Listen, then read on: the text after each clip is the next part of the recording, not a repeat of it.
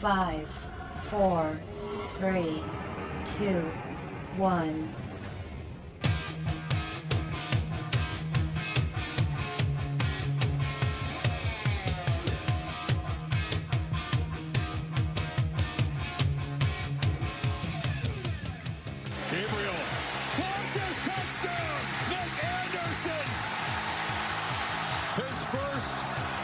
Of the football game has put the Sooners on top with 15 seconds to play. Ewers hoping for time to launch. They come after him. Does step forward. Hit as he throws. A high ball near the goal line. Broken up. Batted down. Oklahoma wins it. And there's a high fly ball. Deep right field. Harper watches it fly. Bryce Harper, an electrifying moment here, a 3-run blast to put the Phillies in front. Called strike 3! And the Astros, for a 7th consecutive season, are headed to the American League Championship Series. They hold on in Game 4, 3-2. Hit in the air to left. Gurriela's there. The Arizona Diamondbacks sweep the Dodgers and head for the LCS. You're listening to another edition of Sports Today with Peter J. Here's your host, Peter J. Mulroy. How good was that Texas-Oklahoma game a week ago? From a college football perspective, it doesn't get much better than that, folks. And when you're talking about the type of season that we've had to this point, man, Texas, Oklahoma, down to the wire after a blowout a year ago. That's what you want in college football. And it was a great week last week, and we've got a monster week on tap this time around. Welcome to the latest edition of Sports Today with Peter J., the Friday, October 13th show on tap for your MLB playoffs rolling along. And you heard the highlights in the open. Whether it's Bryce Harper slugging it for Philly, Houston's pitching that's got him in the championship series in the American League for the 7th consecutive season, or the upstart young 84-win Diamondbacks putting a bruising on the Los Angeles Dodgers, this postseason environment has something for everyone. And that's where I want to start this week. You know that Philadelphia took care of Atlanta. And it was a historical season for Atlanta this time around, 104 wins during the regular season. That's impressive. You don't see that too often from a Braves team that, as constructed from top to bottom on both sides of the ball, were as good as we've seen in a very long time. And all Philadelphia did was basically make mincemeat of them. And with the big home runs, more on that in a minute, from the likes of Bryce Harper, who you heard in the open, and of course Nick Castellanos, who had a historical series, this Philly team is good. And they bring back experience from a team last year who went to the World Series before falling to the defending champion Astros. You got Arizona getting through LA. The Rangers, I mean, if you watch the Rangers-O's series, nobody was a bigger fan of the Orioles coming into the season than yours truly. I mean, even as a Yankee fan, there was no denying how good that O's team would be. And they were. They won the American League East in fairly convincing fashion. Texas goes and dominates them. Now, this is a Rangers team that, much like Arizona, if you want to compare some teams in the postseason, there are parallels between Arizona and Texas. From the way they started the season, mid-season lull, mid-season swoon, whatever you want to call it, and now hot at the right time. And what Texas was able to do was use pitching and timely hitting to bounce the Orioles. And then Houston takes care of a really good Twins team in 4 games. I was actually surprised that Houston had as easy a time as they did with the Minnesota Twins this time around. But this is an Astros team that's built for the postseason. You don't have to like them, but come this time of the year, they know what they're doing.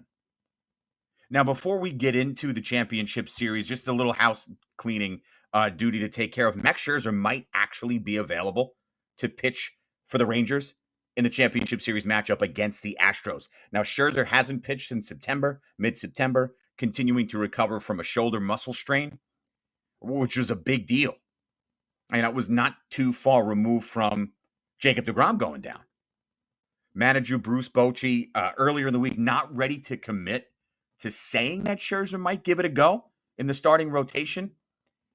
But the good news is this week, if you had seen it, and if you're a Ranger fan, you're living it, Scherzer threw a session this week, and all things went well. So it is possible that Max Scherzer could be available to pitch in the championship series. And we've got a little bit of time. I'll run through the schedule coming up later in the program. So we've got some time to wait and see what happens there as both the Rangers and the Astros get ready for an all-Texas showdown. Must be fun living in the state of Texas right now. You got the Cowboys playing halfway decent football. The Longhorns are right there, even after the loss to Oklahoma a week ago. And now you got the Rangers and the Astros. Winner goes to the World Series, loser goes home. A lot going on in the state of Texas, as there usually is. Diamondbacks catcher, and this was a big one, got hit on the hand, did Gabriel Moreno, in the Game 3 victory over the Dodgers. X-rays, luckily, negative. Moreno had 3 home runs in that series. He put together a nice campaign for this young and upcoming, and apparently now here, Diamondbacks team. And Moreno, he said Thursday he'll be ready to roll for the divisional championship series with the Phillies later in the next week. And here's the thing: we're in the playoffs now, and while the focus is going to be on the 4 teams remaining, fans, players, ownership groups alike, many of them have not been happy with this postseason layout. I, for one, a 12-team field, I think there's too much going on. I don't think there's enough emphasis on a 162-game regular season with a 12-team field. Many people agree with me, especially the old-timers. The problem that most people seem to have with this playoff format, again, which is only the second year we're into this, as constituted now, and this began a year ago, the top 2 division winners in the American and National Leagues received buys into the divisional round. And that was the Baltimore Orioles and Houston Astros in the AL this year, and the Braves and the Dodgers in the National League. The issue with that is that comes with a 5-day layoff. Receiving the bye is great, but the 5-day layoff while the wild card round is being played. So the argument that's being made and being put on the table in front of many people is, well, while you're waiting 5 days to play, your potential opponents are already back in the mix of things. Regular season ends, you've got that wild card round, you received the bye not playing, and Atlanta won 104 games, sort of a reward, perhaps not. Atlanta did not look like the team they were during the regular season. Now, a lot of that has to do with the fact that the Philadelphia Phillies are a very good team, but a lot of folks are not too thrilled about this postseason format. The amount of teams and that bye with the 5-day layoff. The reason I bring that up is because today, for those listening live, Friday the 13th, Commissioner Rob Manfred indicated earlier that he has no plans to change the playoff format. He says, quite honestly, it's only the second go-round. And as much as I don't like the format, I can understand it from the commissioner's perspective. You're the one who got the ball rolling with this. You're the one who implemented the change to get more teams in the tournament. Maybe he wants to see this through, but how much longer? If the bye is going to become a problem and there's going to be gripes, he doesn't want to hear that. People have been hemming and hawing at him since he took the job. So we'll see. Manfred comes out this week, actually earlier today, and says that there's no plan to change the format, but we will see. If the negativity continues to follow, maybe a response will follow suit. So here's what you have now. You've got the Astros, the defending World Series champions, against the Texas Rangers. If you watch this series with the Twins, won 3 of 4 to move on. They're going to the CS for the 7th straight year, is Houston. They were just the superior team, going up against their former all-star shortstop, Carlos Correa, who actually said earlier in the week Minnesota will be more prepared the next time they get a shot like this. It was a Twins team that had been used to being eliminated prior to getting to the divisional series. And this time they get there via the wild card round, and they get bounced in 4 by Houston. But you've got Jose Abreu, who was Houston's prize offseason acquisition, hitting the ball the way Houston envisioned the day they inked him. 313 in the 4-game series, 3 home runs, 8 ribbies. And maybe outside of Bryce Harper, is anybody scarier to face this time of the year with what's at stake than Yordan Alvarez? Because when that guy's healthy during the regular season, he's a problem regardless. But it's elevated come postseason time, which is another reason the Astros have been so successful. 438 average, 4 homers, 6 ribbies in the 4-game win. And you know, Houston's got the depth in the bullpen. We've been talking about that for a number of seasons. Reliable rotation, which was something of a question mark coming into the year. And here they are again, thumping the Minnesota Twins to get back to the American League Championship Series for now the 7th year in a row. They're doing it with offense and timely offense, and here they are again. Now they get a Ranger team who made a very good Baltimore Oriole team look silly. They made a very good Baltimore Oriole team look unprepared. They made a very good Baltimore Oriole team look like they are not yet ready for that moment, even after winning the American League East.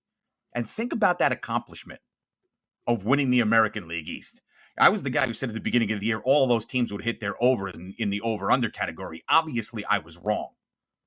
Thank you, Yankees.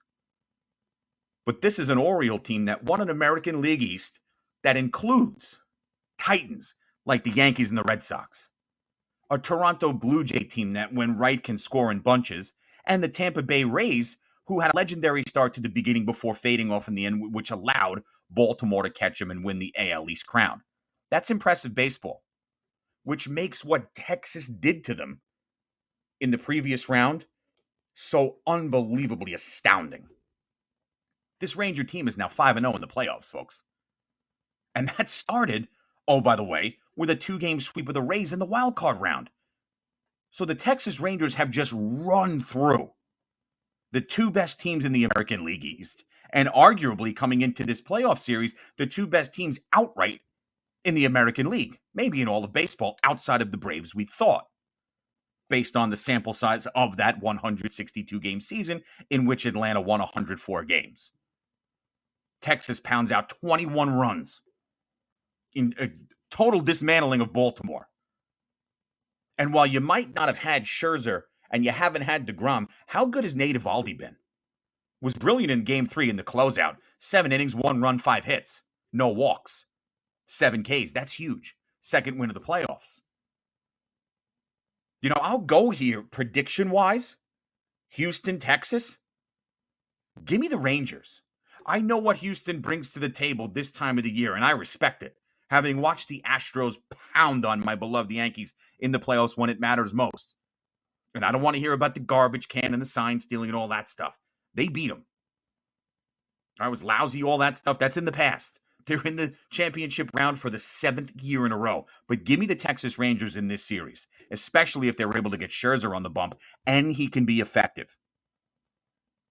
With the way Nate Eovaldi's pitching, Adolis Garcia swinging the bat from top to bottom, this Texas Ranger lineup, and they don't make mistakes in the field, this is a complete team. I think this is the Bruce Bochy team many people thought we'd see throughout the course of the season. And they went through the ups and downs like most do, and you thought Texas would fade down the stretch. Here come the Astros. Now the Mariners are knocking on the door. And all they did was hold off Seattle to get in, nearly knocked off Houston for the division crown, and now they're going to get another shot at the Astros, the Titans of the American League East, the defending MLB champions, and they're going to have a chance to do it to get themselves back in the World Series for the first time since 2012. This is going to be good stuff. This is movie quality stuff.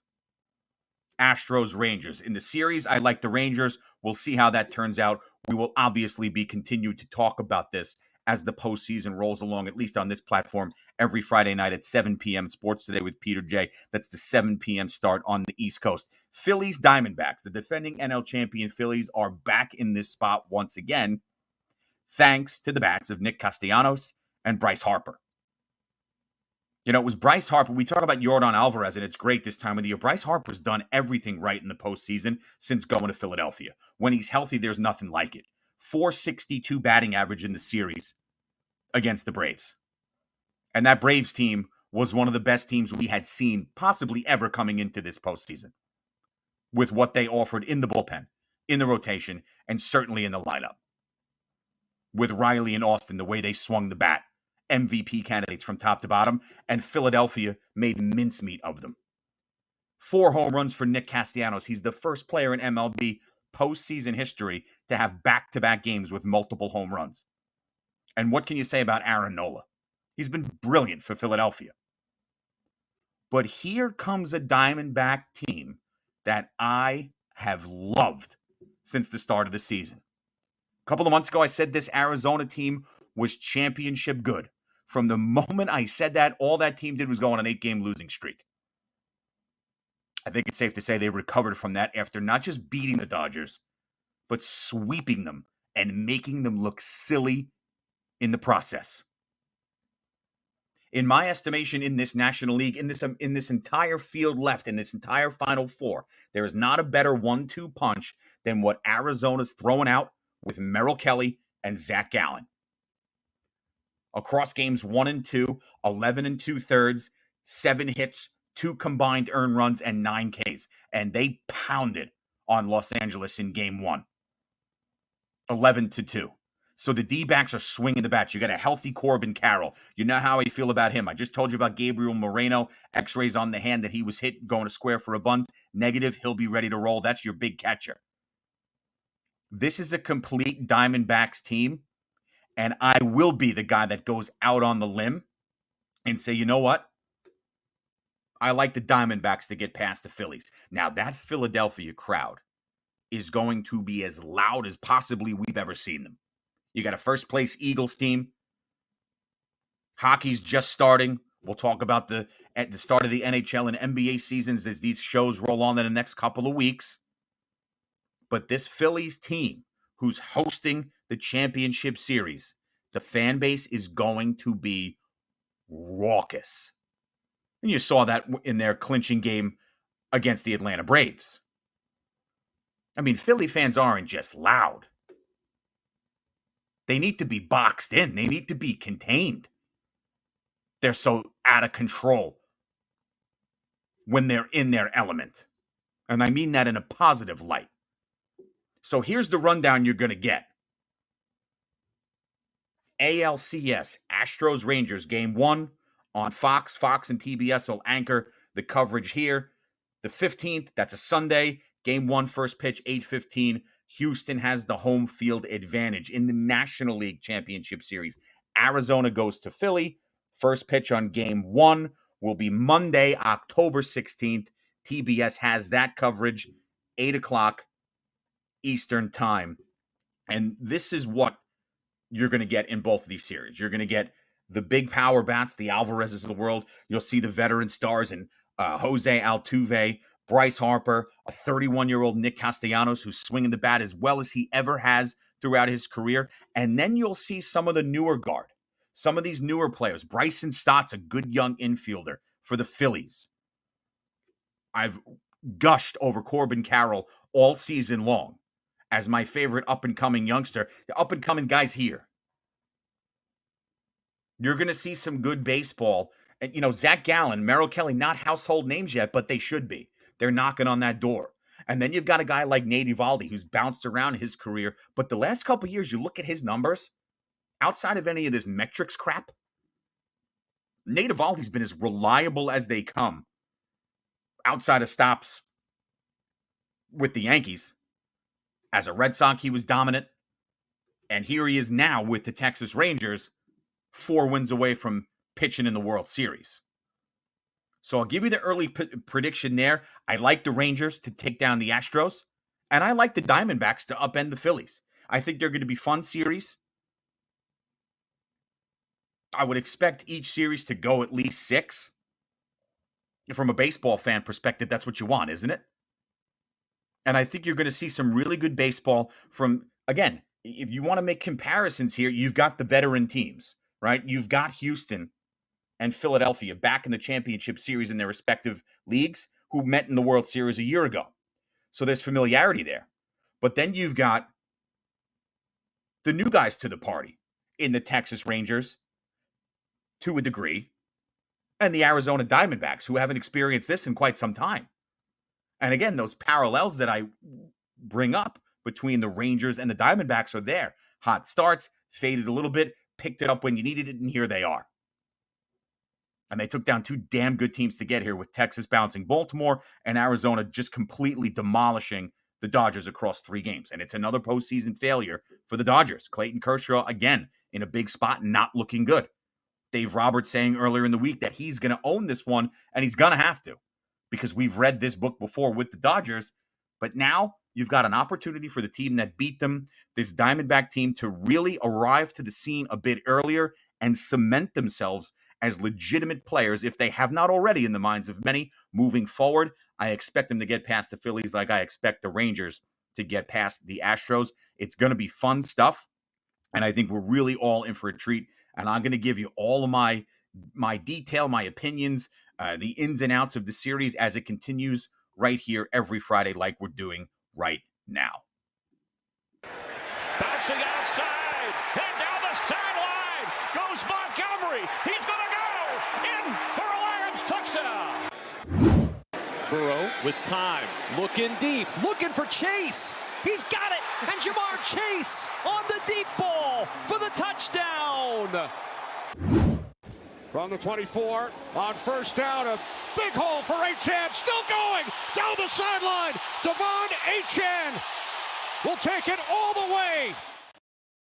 Yeah, there was not too much the Giants could do last week when faced up with that Miami Dolphins offense and Devon Achane. Now, the bad news from Miami, with their stellar rookie running back out of Texas A&M, the 3rd-round pick, Achane, IL. He's going to be out for at least 4 weeks. So Miami's going to be without that explosiveness. Now, Raheem Mostert, they'll have the ability to fall back on him. He's had a nice season as well. But that's a big loss for Miami. And what you saw last week was a Miami team that wasn't at its best, and just a straight-up better team than the New York Giants on paper and as constituted when they line up 11 v 11. But you saw a Miami team that, outside of some mental errors and brain farts, were able to hang on for a 2-score victory. You look around this league, there haven't really been, outside of the San Francisco 49ers, more on that in a second, the dominant teams. You know, why can't Miami, even with the injury to Achane, be considered a legitimate threat? And I think they are. I think people are starting to be aware of that, even with their only loss to Buffalo being by 20-some-odd points. This is a legit Miami team who's got a multitude of ways they can beat you on both sides of the ball. Look, the Giants are a disaster, particularly up front. And it got so bad after 10 sacks the week before and another 9 against Miami, where Daniel Jones hurt his neck. And you don't have to be apologetic for Daniel Jones. I'm not saying that. Kid needs to play better. Right? I think Daniel Jones is a really good quarterback on a good team. I don't think he's the type of guy that's going to take, a Ruggamaroo and make a championship team out of him. Seldom would. Pat Mahomes would struggle behind this Giants offensive line. Tom Brady, Ben Roethlisberger, as upright as he was and as tough as he was, would struggle. Donovan McNabb, Warren Moon, throw them all out. Dan Marino, Joe Montana. This Giants offensive line is the worst I have ever seen in my lifetime. The worst I have ever seen in my 37 years on this here earth. And they've had bad lines.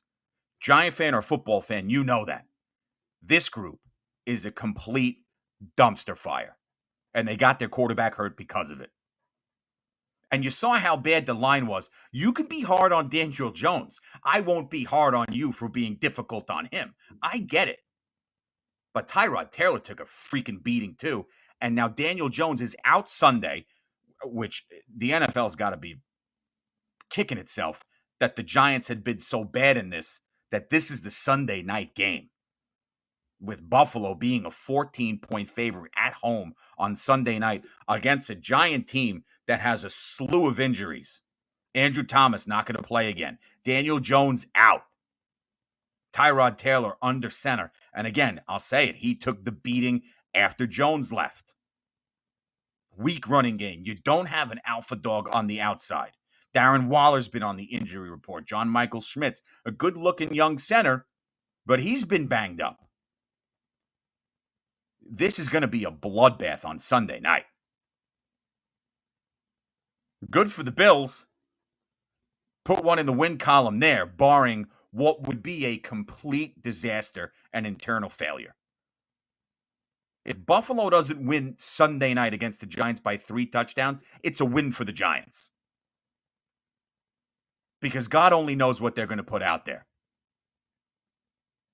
They've made moves up front on that offensive line. It's not even close to what it needs to be. And I'll say it for the 3rd consecutive week. This is 4 coaches and 2 GMs. Since the end of Tom Coughlin, after that end of Eli Manning, that you can't figure out how to get a competent offensive line that is not going to get a quarterback killed. This is a neck injury for Daniel Jones. This isn't a joke. This could be week after week after week of the same stuff. And he's had the problems up there before. We know this. Now, for the ones who rag on him, I'll say it again and I'll keep saying it because it's in there contractually. If you hate Daniel Jones so much, and internally there's been rumblings about the differentiation in opinion between what some people think about Daniel Jones, i.e. Brian Dable, and what others might think of him, a la Joe Shane, you can get out of the Daniel Jones 4-year, $40 million a year contract after 2 years if you want to save face. But right now, this is a borderline unwatchable team, and they're flirting 5 games in. Where are the wins coming from after Buffalo? You got Washington and the Jets at home. You're going to tell me the Giants, especially without their starting quarterback and an offensive line that can keep them upright, are better than the Commanders and the Jets? No. This is problematic in the worst way. And the thing that really irks me from a Giants perspective is everything that went right last year. I don't think last year was a mirage. That was a good football team, and they brought back a lot of good. Now, I know they drafted 2 corners that are starting on the outside, and this Giant defense, folks, has played well because it is a very good unit. A unit that is rotting because the offense is such a disgrace. Now, does that mean that they couldn't have done a better job without the cap flexibility of using draft capital, maybe on the offensive line, outside of John Michael Schmitz? I think so. If they don't know by now, the focus has to be improving the offensive line. I mean, nobody's watched more Giant games than me. When they lose, I take it personally. It doesn't just ruin my night. It ruins the entire week upcoming for me where I don't watch sports. When my teams lose, I don't watch Sports Center. Many of you know exactly what I'm talking about. You all do it. I can't watch Sports Center highlights. It ruins it when my teams lose. Notre Dame being the number 1. I can't. It makes me sick to my stomach. It actually makes me nauseous, which I know is pathetic to those who think it's pathetic, but us fanatics, it's a brother and sisterhood. We get it. I don't even get mad with this Giants team. Because outside of having a lack of talent and outside of getting a lack of production from the quarterback, when he does have time, and I'm referring to that horrific pick 6 against Seattle that should have got him benched, quite honestly, because it did basically cost them the game. And Daniel Jones, for the detractors, looked 100% right there.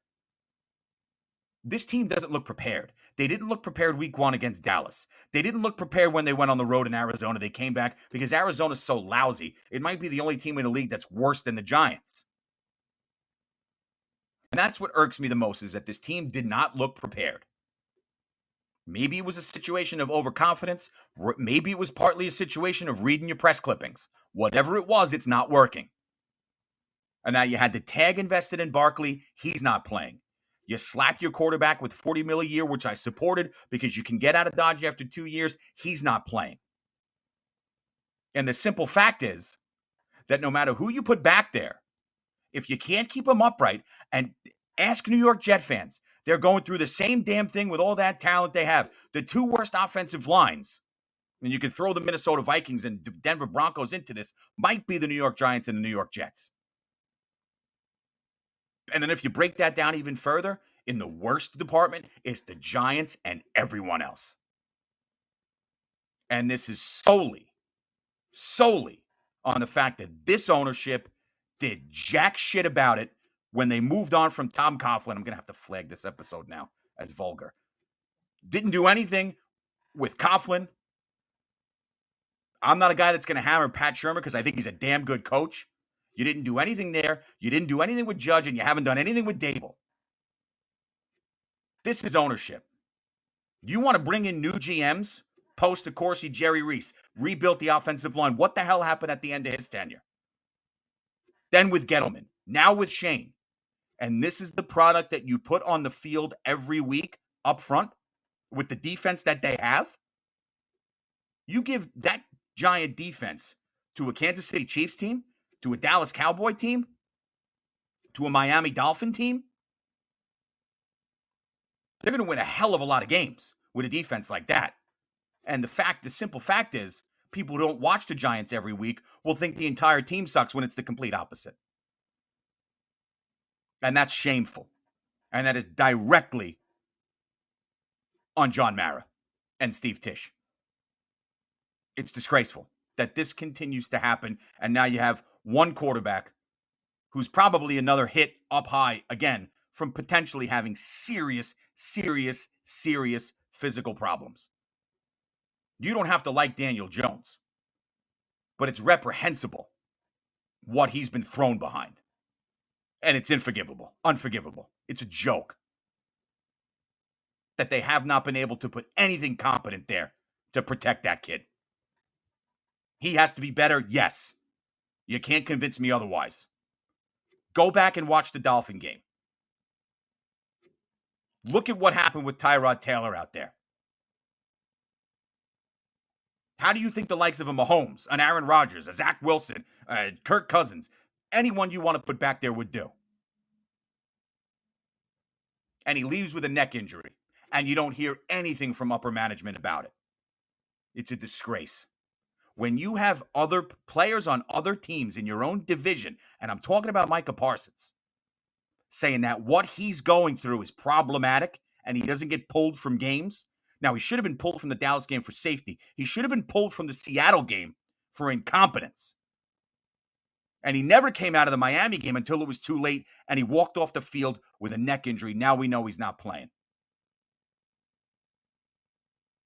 I don't understand what the management who operates this Giants franchise doesn't see. Because that could have been really bad last week. And you saw the look on Brian Dable's face, a look that probably, in his mind, was thinking and saying a lot of what is coming out of my mouth now. That just can't happen, and it has continued to happen with the Giants. They got away with it last year. And oh, by the way, you've got a kid in Nick Gates who's playing well in Washington, didn't re-sign him on the offensive line. John Feliciano comes from Buffalo, plays well at starting center. Don't re-sign him in the offseason. So an element of negligence and a lack of scouting and competent coaching. To me, that's fact, what I've just said. This is the worst offensive line I've ever seen this franchise have, and it's a dangerous one. Will Beatty, Shane Lemieux should not be in the National Football League. They are that bad. They are that terrible. Josh Izudu last week almost got Daniel Jones killed. What do you think is going to happen Sunday night against the Buffalo Bills? I'll say it again. If Buffalo doesn't win by 3 scores, it's the greatest coaching job Brian Dable will ever do in his life. And there's no change in sight. I didn't think on paper the Giants were bad enough to be the worst team in the league but you can firmly put them in the Caleb Williams hunt if that's the route you think the Giants want to go. Caleb Williams, Michael Penix, Bo Nix, Drake May. Consider them all because it's on the table. With that, we'll get into a little Jets talk, and right on time, Joe Jet, our buddy, let me let him into the room. He's going to be on the line with us momentarily, and I'm sure he's going to echo a lot of what I said because Joe watches as much football as anybody, and not even from a Jet perspective. I can't believe what I've had to watch the last couple of weeks with this Giants team and hear nothing outside of the likes of Brian Daboll continue to regurgitate the same stuff over and over because he's running out of stuff to say.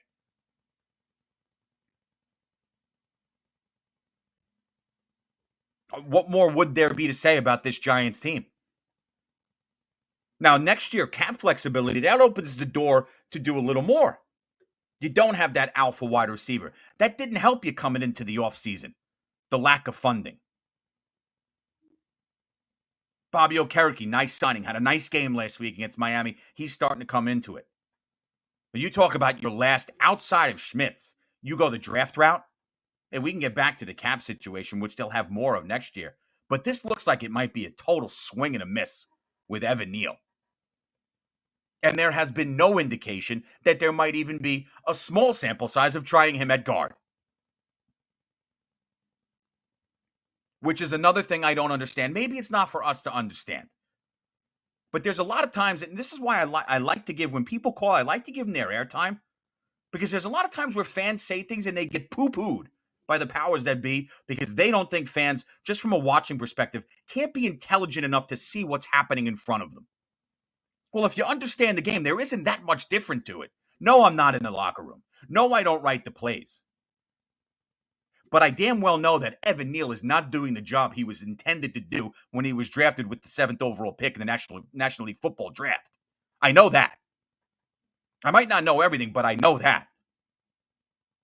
I know that you can't throw Josh Azudu out there unprotected. I know that. What more do you need to see where we don't have to watch Shane Lemieux trot out there or Mark freaking Glowinski? It's absurd. And there's no change to this.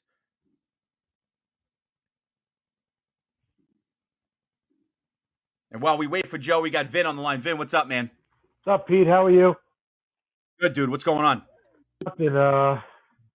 That offensive line might be the worst offensive line of all time. Hey. That number 75. With the Giants. Three holding penalties. Got beat every single time. And I don't know how they put Evan Neal on the field anymore. He's the most passive-aggressive football player I've ever seen in my life.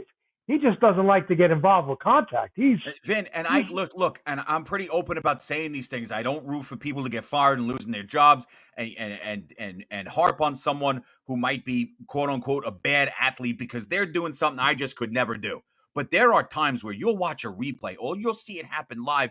And Evan Neal, Vin, there have been times where he's looked the complete wrong way. You're going to get someone killed, and they've made no adjustments whatsoever. It is infuriating and it's insulting. Worst offensive line of football. They blew that draft last year because Kayvon Thibodeau he's a bust also. He stinks. You put any good offensive lineman on him, he gets nowhere near the quarterback. They could have had Christian Olave and Garrett Wilson with those 2 picks. They would have been set at wide receiver for the next 10 years. They're scouting, the whole scouting department, who's ever making these picks should be fired. Because you see what Garrett Wilson and Christian Olave have turned out to be? Studs. In year 2. They went at 9 and 13. Yep, okay? Exactly. You got Evan Neal and Kevin Thibodeau at 5 and 7. Absolute horror show. Daniel Jones got no shot. He's got no shot to complete passes. They are on him like flies on shit. As soon as he drops back, you saw when Taylor came in. He almost got killed. And you know what? The biggest thing that nobody's talking about, they missed Saquon Barkley. Okay? Pay this guy. Will you pay Saquon Barkley, please? I mean, do you agree with that? Not if he's not going to play. Not if he's not going to stay on the field. Well, he got hurt. It happens. But I'm saying they miss him. They miss his running. They miss his out of the bat. They miss his toughness. They miss everything about him. Waller's a dog. I don't care what anybody says. He's a stud. He's a great player, but he's a dog. He's got no fight in him. He's got no heart in him. He's got nothing in him. They got this kid, Wando Robinson. As soon as he gets hit, he gets knocked down. It's a problem up and down with injuries and scouting and again without an offensive line, you can't play football. Yeah. What's that? Without an offensive line, you cannot play football. Oh. You can't play football. You just can't do it. You can have Joe Montana, Terry Bradshaw, Roger Staubach back there. They'll all get killed. Caleb Williams comes next year with this offensive line. He'll be in a stretcher. It doesn't matter. You see what's going on with the Jets now? Zach Wilson's getting time. They're actually calling good plays for him, and the kid's growing up right in front of our eyes. The kid is going to be a good quarterback. You could see the maturity. I don't disagree with you. And again, it's bad offensive line play there by the Jets, but there was adjustments made, and you don't see that with the Giants. They're starting to block. The best thing that happened to the Jets last week was that Becton and Tomlinson got hurt because the guys came in to replace them are doing a much better job. It's incredible, isn't it? They're doing a much better job. They're running the ball good. This is the format they were winning last year when they were 5-2 with Zach. It's the same exact thing. Give it to Breece Hall, throw the passes when you got it, and you'll win. They were 5-2 with the same formula last year, and they went away from it in the Bears game. Yep. That's what destroyed them last year. They got to keep this up. Zach is really starting. He's got probably top 3 arm talent in the league, hands down. He has got a cannon, and you could see he's starting to see the field better. Him and Garrett Wilson are developing something. Him and the tight ends are developing something. And Breece Hall is just a stud. You know, I was one of the guys. I was wrong. I didn't think he could come back this soon from ACL injury, but this kid he reminds me of a combination of Billy Sims and maybe Bo Jackson. I mean, the speed he has when he hits. Maybe Billy Sims, O.J. Simpson, and Bo Jackson. This kid's got it all. He is phenomenal. Garrett Wilson's phenomenal, and they're gonna. I'm telling you, I honestly think the Jets are gonna make a run at the playoffs. I really do. See. And I want to say one more thing. You know what's happening with this team? When Zach starts playing good, the defense just takes it to another level. I can see the defense, and they should shoot. They're playing. I'm telling you, they could shut down Jalen Hurts this week. I'm calling the Jets win against the Eagles this week. Well, we'll see. I mean, listen, and Vinny, as always, thank you for the call, brother. But yeah, listen, the Jets have an opportunity here now, coming off an emotional road win, to really solidify the path, even without Aaron Rodgers, that the fan base wanted him to be on and thought they'd be on. And you talk about that Jet offensive line. Yes, sure, probably over-exaggerating a little bit with what I said earlier, but it's not a good offensive line. And the question with the Jets was, coming into the season, where would the depth be coming from? Should people get pulled for lack of production or injury? And now it's the Jet reserve players on that line that are coming in, as Vinny said, and making the difference. And it's interesting. It's going to be an interesting thing. The Zach Wilson stuff, I'm not ready to fully dive in to the deep end of the pool. I'm just not there. But the talent and the weaponry, I can get on board with it. I can see that. They do have talent. All right, we got Joe's with us. Joe, what's up, man? Hey, Peter, how's it going, man? How's everything? What's going on? Not much. And boy, wow. You know, listening to the Giant fans, yourself and Vinny, it's like the tables have turned, sounding like Jet fans used to, with the bad drafting and the Evan Neal and who we could have took, you know, the bad GMs. It seems like, wow, I've sung this song many a times in my Jet career, believe me. And Joe, I don't want that to be taken where as me saying, you know, get rid of Dable, get rid of Shane. That would be absurd. But there has to be something done internally where through, yes, the last 4 head coaches, your last 2 quarterbacks, I'm not talking about the Taylors of the world, I'm talking about Eli Manning, now Daniel Jones, and 2 GMs, that you have not solved this offensive line problem. It cannot be that difficult. Dallas drafted well, and they had an offensive line for a decade plus. You can do it, and they have not. It has been a systemic failure by the organization. Yeah, I totally agree, Peter. And I mean, you follow them a lot more in depth than I do. But when I watch them play, it's scary. I mean, they're like college kids. Looks like they have college kids trying to stop pro linemen from coming in, and it's a wave, and it's scary. And listen, guys are in trouble, and when that whole it's like everybody there's no one good up there. Yeah, it's And horrible. the Giants, like you say, they're in for a. This game against Buffalo, this could start to get ugly early, and who knows? We'll see and wait to see what happens. What do you think with the Jets this week? You give them a shot? Absolutely. I absolutely give them a shot. When you have a defense that we do, the Jets are number 2 overall in red zone defense. So the Jets will give up yardage, but they tend to clamp down when the other team gets into the red zone. So they don't allow a lot of points. They keep you around. And, and we'll see. Look, here's the bottom line, Peter, with the Jets. Here it is. Yeah. It's very easy. The Jets have trouble scoring in the red zone. Whatever they were, 0 for 5 last week, they got to depend on a Breece Hall to get a 40-yard run or hit Garrett at the 30-yard line and let him run into the end. That you can't live on that. When you get to the 12-yard line, you got to get that ball into the end zone. And the Jets usually settle for 3, and that's how you end up on the losing end of games. As a Giant fan, I'd take 3. I'd take 3 and run with it. Right. But I agree. Yeah, and that is going to be, and again, that from my perspective, and there's development there. We said it even when Rodgers went. We had said, I believe you and I had the conversation. If disaster strikes, there is an abundance of talent on this team where you can stay head above water. Now at 2 and 3, that Rodgers goes down, you're thinking 0 and 5 with the Jet fan mentality, right? But here they are, 2 and 3. If you can find a way to pound that ball from the 30 and in and turn 3 into 6 against an Eagle team that you can get to on the back end of that defense, with the way this Jets defense plays with their aggressive get after the quarterback football. Look, this is, I've changed my tune when I was thinking about this earlier in the week, where I thought it was just going to be a Philly hammering. I don't feel that anymore, but this is a big opportunity for Zach Wilson here against a very good championship caliber Philadelphia team, and he's going to have the Jet fan base at his back. Oh, there's no doubt about it. We'll all be there. We're getting ready for it. It's a big game. We've never beaten the New York Jets have never beaten the Eagles in their history. Isn't that crazy? They are 0-12 against the Eagles, if you can believe it. So, but you know what, Peter?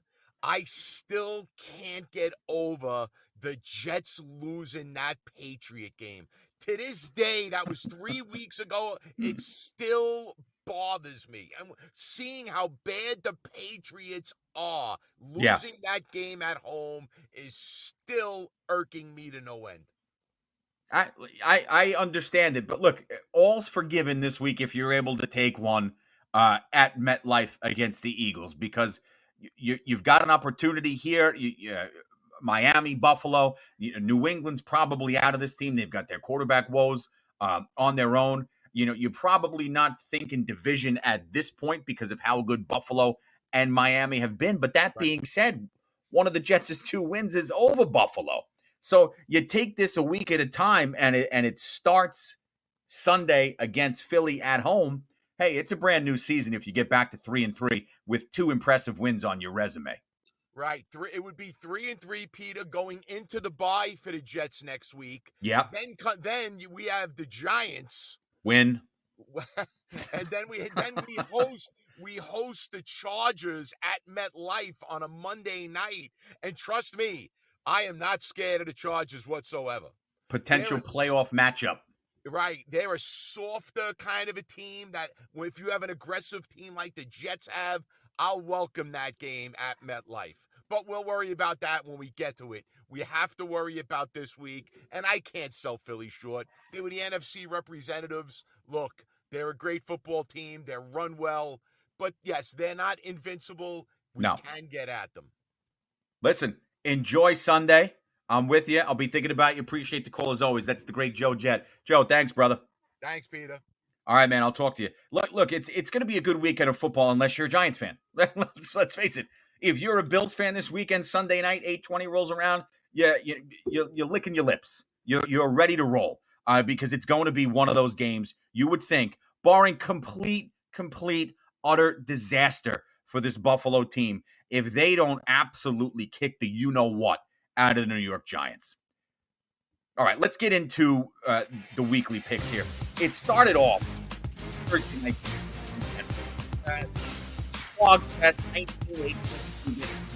I win KC in that game, and there was no reason not to fight the fact that Coach Snyder was going to I've had enough of that in my lifetime. All right, you got Baltimore going to KC. The game for how Baltimore looked at against the team that's good. Crowd. Like going on the road to Baltimore in this game, and it's another team that there's not enough there. At home, Carolina, man, has to develop right from I mean, these are rookie week headed crowds can go through it. All the rookies generally will go through it, but the development process for Bryce Young in Carolina has been exponentially slower than what you're probably accustomed to. They go to Miami, even with without Achane. Give me Miami big, and give me fellow Florida mate Jacksonville over Indianapolis. This is a Jacksonville team that was slow out of the gates, playing better football of late. I like them over Anthony Richardson and the Colts. Minnesota is a train wreck, and they will not have Justin Jefferson for at least a month. They go on the road to Chicago, who is also a train wreck, albeit a different kind. Chicago's coming off first win of the season, 40 points they put up against Washington. I think they get 2 in a row. Minnesota's a mess. Kirk Cousins drops another one. Minnesota goes to 1-5, and Chicago goes to 2-4. Saints go to Houston. San Francisco goes to Cleveland. Give me the Saints and give me the Niners. Bar none, the best team in football, San Francisco. Everything about them after they rocked Dallas a week ago. That's a good Dallas Cowboy team they beat, and they made them look silly. Next 4 games, I like the home team. Seattle goes to Cincinnati. Give me the Bengals. Give me Joe Burrow and company. T. Higgins still listed as questionable, but I'm going to go with the fighting Burrows. Washington goes to Atlanta. Give me Rattler and Co. I like what Atlanta's starting to develop here on the offensive side of the ball. There's the plan here. You've got Bijan, and you've got some weapons on the outside. Let's see how that goes. Let's see how Atlanta continues to develop with the young quarterback. I like them over a Washington team that's reeling. Washington can't get out of its own way right now. We saw that last week against Chicago. I think Atlanta knocks them down. Patriots are a disaster. They go to Vegas. Vegas is going to pound them. And then Arizona goes to a better-than-thought Rams team. Puka Nacua, probably the leader in the clubhouse for the NFL Rookie of the Year at the wideout position. You got to go Rams in this one. Yeah, I think it's fairly simple to say you're comfortable with the Rams over Arizona this weekend, but crazier things have happened. And again, I'm in a pool, a straight-up pick'em outright money line pool every week. I make these picks. These are my outright, not cover the spread, win the game outright picks that I'm giving you. Detroit goes to Tampa Bay. I love this Lions team. I love everything about them, from the coach, the way Goff is playing, the weaponry on the outside. He's got toys at his disposal, very similar to what Patrick Mahomes has in Kansas City, albeit now Travis Kelce breaking down a little bit at 34 years old after the beatings that he's taken. Detroit looks like they've taken that next step. I like them to beat a Tampa Bay team who's played well. This will be a quality win for Detroit on the road if they're able to go to Tampa and take down Baker Mayfield and the Buccaneers. Philly goes to the Jets. You know, that Jet fan base is going to be raucous for this one. And Philly travels well. This is going to be one of those games where this Jet fan base knows what's at stake. You've got an opportunity to get back to 500. You're riding the emotions of the impressive victory over the Denver Broncos last week in the Mile High. Pick 6 to seal the deal late. I'm going Philly here, but I think closer than most expect. I'm going to go Philly, but it's close. Giants go to Buffalo. It's the Sunday night game I'm afraid to watch. Tyrod Taylor under center. God bless you, dude. I've been a fan of his for his career. You saw what they presented last week on that offensive line.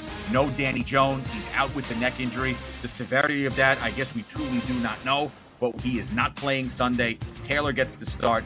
Buffalo by 1,000. Dallas goes to the Chargers. That's the Monday night game. Look, this is a good Dallas team.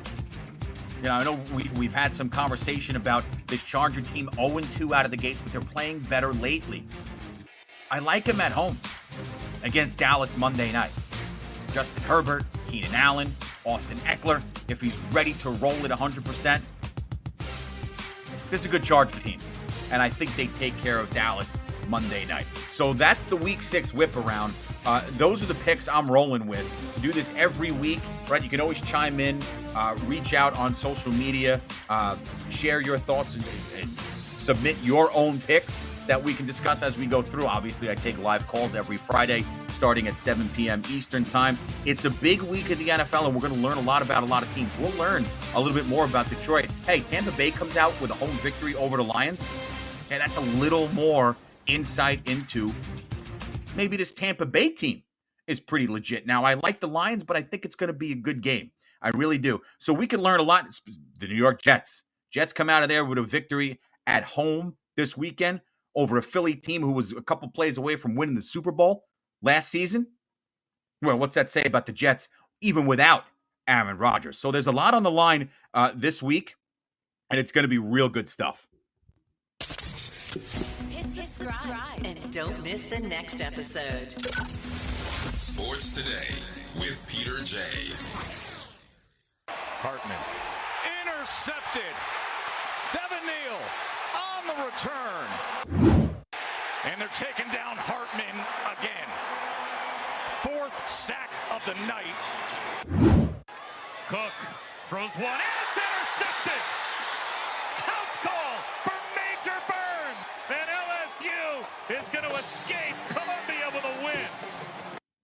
Now, you all know, as followers of the show for as long as you've been, that nothing makes me happier than now when two teams specifically lose. Number one, the Dallas Cowboys. So I enjoyed nighttime weekend football a week ago with the thumping of the Niners.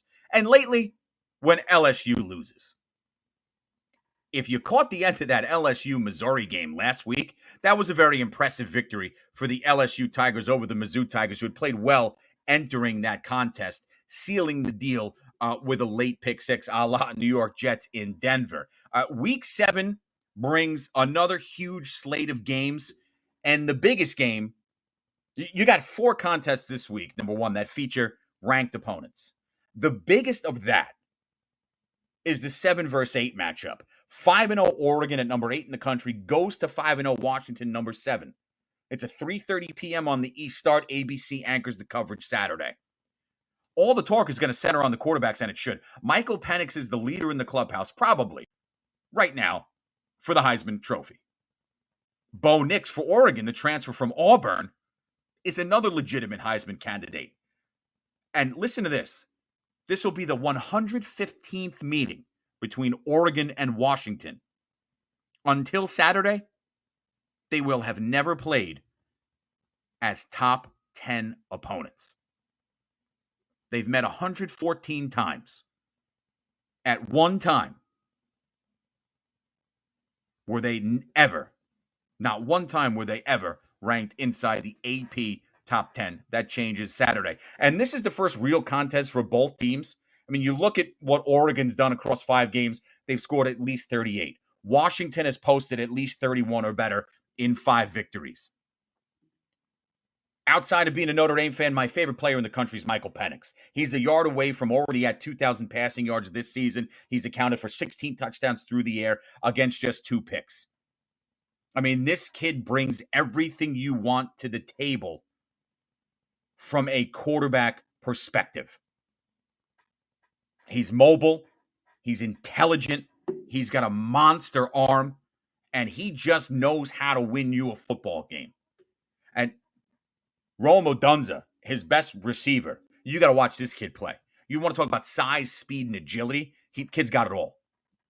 This is going to be, I mean, it's the college game day for ESPN. It should be. It's the feature game on the schedule. It should be. And you'll watch Nix, the veteran, go up against another veteran in Penix. I mean, the opportunity this presents for both teams in Washington on an afternoon in October. Playoffs very much on the line with this contest. With both teams outside the top 4 at 7 and 8, Washington at 7, Oregon at 8. I think it'll be, everybody's expecting a shootout. You might get, we're not going to get, at least I don't think, in my opinion, a 48-46 game. I think you'll get a game in the 30s. But I think you'll see a couple of defenses who have been on the back burner as compared to their offensive counterparts, and for right reasons. You got two teams that are scoring basically 35 points a game. In Oregon's case, more. I think Washington wins the game. I think you'll see points, but I think you'll see better defense than what has been presented in the build-up to this game as well. You got another good one on ABC after that, the 7:30 Eastern time start, Miami and North Carolina. Now, this would have been a contest between two undefeated teams, and Miami did some of the dumbest things you'll ever see to end a football game, similar to what Notre Dame did against Ohio State, quite honestly. Just brain fart after brain fart. Miami drops to 25 in the poll. They're 4-1. They go to North Carolina, who's 5-0, number 12 in the country. This is a Miami team coming off a horrendous loss to Georgia Tech, a fumble in the final minute of play where everybody in the universe, my 1.5-year-old daughter, would have known that all you got to do is put a knee on it. And they fumbled a freaking football. The Yellow Jackets get it back, and they score with 1 second remaining to win the game. Miami, instead of being 5-0, dropped to 4-1. Now they got to go on the road to play another Heisman contending quarterback in Carolina's Drake May, who to this point has already thrown for over 1,600 yards and 8 scores. And you got guys in the backfield and on the outside. Omari and Hampton patrols the backfield for this Carolina team. You want to keep an eye on him. Watch this game, folks. 7:30 Eastern on ABC. It's going to rival the 7:30 and 8 o'clock games. But this will be a good one to follow. And then you got Nate McCollum, who, in my opinion, is one of the most fun wide receivers in all of America. Easier to be, I should say, when you got Drake May throwing you the football. But this kid McCollum's the real deal. I like North Carolina in fairly convincing fashion at home under the lights in front of the Loyalists down on Tobacco Road. UCLA 4-1, number 18, goes to Oregon State at number 15. You think about UCLA, you think about what? You think about points, and you think about points in bunches. Then you go to the paper and the stats and the box scores, and you see that this is a UCLA team that is winning with defense. Now, quarterback Dante Moore has played well, and if Oregon State's able to hold them at bay, as I expect they will, they'll have an opportunity to win the game at home. I like Oregon State to win the game. But this UCLA team is holding folks to just north of 12 points per game this season. Nobody's put up more than 20 on them. Here's DJ Uiagalelei, who had his best game last week, 5 touchdowns in a 52-40 victory over Cal. Again, Uiagalelei is the transfer from Clemson, and he's under center for Oregon State. 5-1, number 15 in the country. They'll have the Fox coverage at 8 p.m. I'm going Oregon State. It's close. UCLA's defense will ride that wave, but Oregon State's going to be a little too much to handle for this UCLA team as they get their 6th victory of the season. And then at 7:30 p.m. East Coast on NBC, you've got number 10 USC, 6-0, heading to South Bend to take on a reeling Notre Dame team. Number 21 in the country at 5-2 overall. The Irish have dropped two of its last 3 losses to Ohio State and Louisville. And they obviously defeated Duke on a last-second run a couple of weeks ago. You look at this USC team.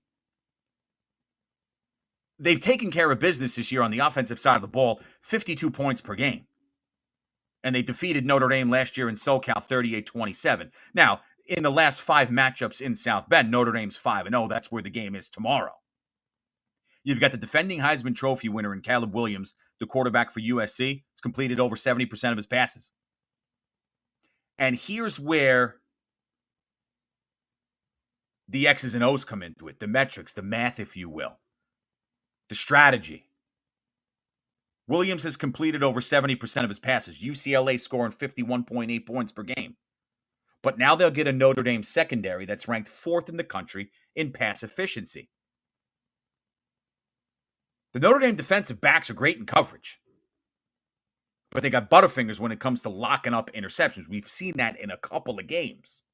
Now, the question for Notre Dame Saturday night is going to be twofold, fairly simply twofold. Can the Irish offense get back to giving the damn rock to Audric Estime?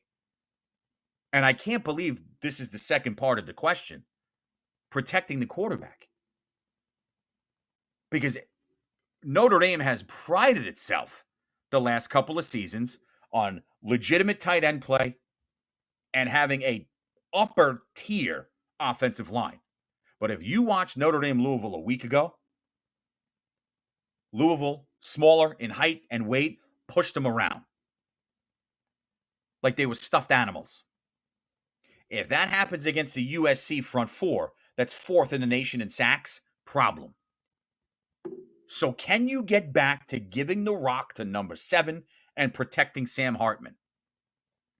Because everyone from South Bend and scattered across the country, the Notre Dame detractors, as I like to call them, the ones who call themselves fans but really aren't, because as soon as the going gets tough, they look to be negative. Everybody's already starting to question Marcus Freeman. We're not even through year 2, and you've started the blame game. Were there coaching lapses against Ohio State? Absolutely. Is that acceptable? Absolutely not. Were they just beat last week against Louisville? Yeah, you know what? They just got beat last week. I don't know that I'm going for it on 4th and 11 with 9+ minutes. But I also think it's absurd that you're throwing the proverbial white towel in on this Marcus Freeman regime. Now, play calling's got to be better. I'm not calling a 3rd and 1 inside reverse, inside midfield when I can turn around and hand it off to Audric Estime. I'm not doing things like that. So play calling's got to be better. But there's other coaches you can use it as a litmus test here that have to have time to put their thumbprint here. Now, you're a stupid loss against Ohio State away from being 6-1. You know, last week's loss to Louisville bothers me less than the Ohio State game because Notre Dame lost. Ohio State didn't win that game. Notre Dame handed it to them. Last week against Louisville, Notre Dame just got beat. Louisville's a better team. Big difference. But I'm already so sick and tired of the people wanting to get rid of Marcus Freeman already. No, I did not love the Jared Parker offensive coordinator signing after you did a quote-unquote national search and you stayed in-house. I'd like there to be some more noticeable accountability from a player perspective. Get in someone's face, yell at someone. You know, I know all of a sudden in 2023, we live in a fluff world where you have to pat everyone on the back and give them participation trophies and say, it's okay, do what you want, go to your safe space. But it would be probably beneficial for Marcus Freeman and some on his coaching staff to get in these guys' faces a little more, at least from the perspective of my seat. I think that's the fair argument. Now, across the last 3 games, Notre Dame's been abysmal on offense. Not even averaging 19 points a game.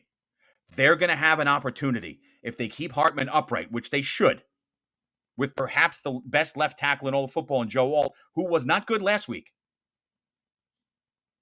and protection on the right side to expose a very weak USC secondary. You know, Sam Hartman was clean in the turnover department going into the Louisville game. All he did was account for 3 interceptions and 2 fumbles. That's a problem. And if that happens again, regardless of how bad the back end of this USC defense is, it's going to be a long night for Notre Dame. But if they're able to clean those things up, yeah, I do like Notre Dame to win this game. Oddly enough, at home, even coming off 2 of 3 losses and USC being undefeated, Notre Dame's the favorite.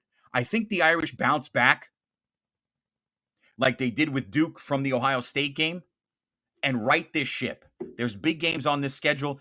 A nice win over USC. Playoff is 99.9% out of the conversation, barring a miracle we've never seen before. No 2-loss teams ever gotten in, plus Notre Dame doesn't have a conference championship game. It's not going to happen. But you could build up some momentum going into the bye week before you come back with a 3:30 kickoff on the 28th against Pittsburgh, who's struggling. So this is an opportunity here, yes, for the veteran Sam Hartman, yes, for that Notre Dame offensive line, but even more so for this coaching staff to put their thumbprint and say, hey, these are our guys, this is our team, this is what we have to do, let's go do it against our biggest rival.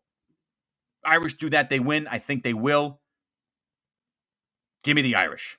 You got some other big games. Stanford, Colorado, for those listening live, Friday night, 10 o'clock Eastern time start. Louisville, number 14 in the poll, goes to lowly Pitt. Louisville, I don't think there'll be too much of a letdown with Braum and company. I expect them to get that win. Ohio State at Purdue, not an easy place to play, but Purdue not playing great football at the moment. Arkansas goes to Bama. Arkansas is in the midst of a grueling schedule, so expect Alabama there. Texas A&M at Tennessee, that'll be a fun one. And you got Kansas at Oklahoma State. Oklahoma State can ruin a lot of parties here with the way Kansas is playing. Kansas on the road in Stillwater. All right, that's going to be a fun one. So you've got that was my big four that I gave you. All right, give me Washington over Oregon. Give me North Carolina over Miami. I like Oregon State over UCLA, and I like the Irish over the Trojans in a close one, assuming they're able to protect Sam Hartman a hell of a lot better than they did last week in the loss at Louisville. Look, it's a big week. It was a big show because there's a lot going on. And this is the type of stuff you get at this point in the year where sports becomes that much more bountiful and busy. There's something to watch every night. You move forward with every passing week, there's more to talk about in the NFL. With every passing week, all these contests in college football become all that more important as we creep closer and closer to those playoff rankings coming out. And that's where we'll be as the weeks and months roll ahead. Obviously, the preseason in the NBA is underway. The start of the NHL regular season is upon us as well. We'll get into all of it. There's going to be more on both sports as we roll along each week on STWPJ. There was just too much going on with baseball and football to not focus there this week. Again, thanks to all the callers who chimed in tonight. You can continue to roll with me on Podbean, Spotify, Apple Podcasts, TuneIn Radio, iHeart, Samsung, and Google, and a slew of others.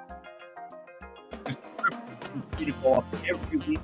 Follows everything. The messages I receive is great, right? Sports Today with Peter J. You can subscribe on all those platforms I just mentioned, and on Podbean, I've got the show website as well, which gives you links to past shows and everything that's happening in the world of STWPJ. All right, stay locked in. I'll see you all again next Friday, October 20th, live right here at 7 p.m. on the East Coast. As always, have a great weekend. I'll talk to you next week. Go Irish.